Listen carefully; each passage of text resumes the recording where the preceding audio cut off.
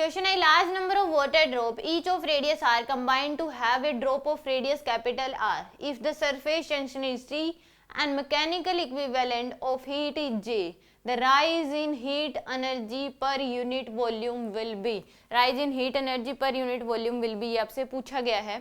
तो हमें यहाँ से मैकेनिकल इक्विवेलेंट क्या होता है, एक प्रकार से एनर्जी होती है जो किसी बॉडी का टेम्परेचर बढ़ाने के लिए यूज होती है. तो यहाँ पे ये इसका जो फॉर्मूला होता है, J इक्वल टू होता है वर्क अपॉन में Q. जो वर्क किया जाता है हीट प्रोड्यूस करने के लिए, उन दोनों के रेशियो को क्या बोलते हैं, मैकेनिकल इक्विवेलेंट बोलते हैं. वर्क बाय में हीट. तो यहाँ से J की वैल्यू है वर्क, तो यहाँ पे जो चेंज इन एनर्जी हो गया उतना ही वर्क करेंगे. तो यहाँ से बहुत सारी ड्रॉप मिलके एक बड़ी ड्रॉप है, तो एनर्जी क्या होगी वहां से रिलीज. तो यानी कि वर्क जो होगा चेंज इन एनर्जी बाय में हीट, ये आ जाएगा आपके पास. तो यहाँ से heat energy per unit volume आपसे पूछा गया है, heat energy per unit volume. तो यहाँ से मैकेनिकल ये आ जाएगा डेल्टा यू बाय में क्यू. ये आपके पास ये तो लिखने में ये होता है मैकेनिकल इक्विवेलेंट ऑफ हीट, जो होता है रेशियो होता है जितना हम वर्क जो है करते हैं टू प्रोड्यूस हीट, उन दोनों के रेशियो को बोलते हैं मैकेनिकल इक्विवेलेंट. यानी कि अभी इस केस में बहुत सारी ड्रॉप मिलके क्या बन रही है, एक बड़ी ड्रॉप बन रही है, तो एनर्जी रिलीज होगी. उससे क्या होगा, एनर्जी अगर रिलीज हो रही है तो टेम्परेचर क्या होगा, बढ़ेगा.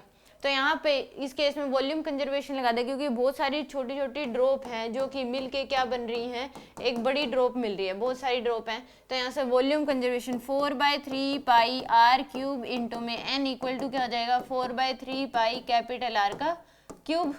तो यहाँ से ये कैंसिल, तो एन की वैल्यू आ गई आपके पास capital R by small are का क्यूब. ये क्या आ गया आपके पास, एन की वैल्यू. अभी पास एन की वैल्यू आ गई. तो यहाँ से अब U इनिशियल अगर लिखेंगे तो यह जाएगा आपके पास 4 पाई आर स्क्वायर इंटू में सरफेस टेंशन T इंटू में N. U फाइनल जो लिखोगे आ जाएगा 4 पाई कैपिटल आर स्क्वायर इंटू में T. यह आएगा आपके पास. तो एनर्जी जो वर्क होगा वो क्या आ जाएगा, U initial minus U final.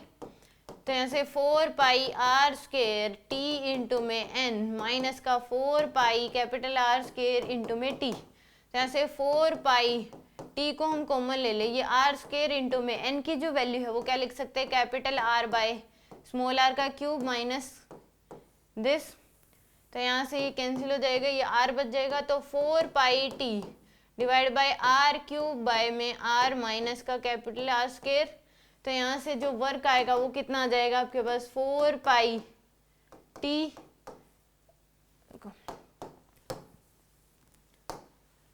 4 pi T, यहाँ से आर स्क्वायर कॉमन ले लो तो यह आ जाएगा आपके पास 1 आर बाय में आर माइनस का 1. ये आपके पास क्या आ गया, वर्क के बराबर. अब हमें heat energy per unit volume जो पूछा गया है, तो Q की जो वैल्यू होगी, हीट कितनी हो जाएगी, Q इक्वल टू क्या होगा, W बाय J के बराबर. Q इक्वल टू क्या हो जाएगा, W बाय J के बराबर heat energy per unit volume. Q की वैल्यू ये होगी. तो यहाँ से heat energy per unit volume अगर देखोगे तो W बाय J बाय में वॉल्यूम कर दो 4/3 पाई आर क्यूब के बराबर.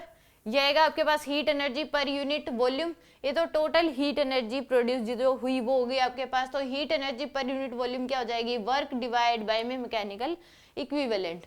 तो यहाँ से Q की वैल्यू आ जाएगी, W हमारे पास है 4 pi T r square into में आर बाय आर माइनस का 1 डिवाइड बाय में J into 4/3 pi r cube. तो 4 पाई से ये 4 पाई कैंसिल, तो आएगा 3, ये आर स्क्वायर से नीचे आर बच जाएगा. तो 3T बाय में J और नीचे R है उसको अंदर ले लो, तो यह आ जाएगा 1 by small r minus 1 by capital R. ये आपके पास आएगी heat energy per unit volume 3T by J 1 by small r minus 1 by capital. C option क्या होगा इसका करेक्ट होगा.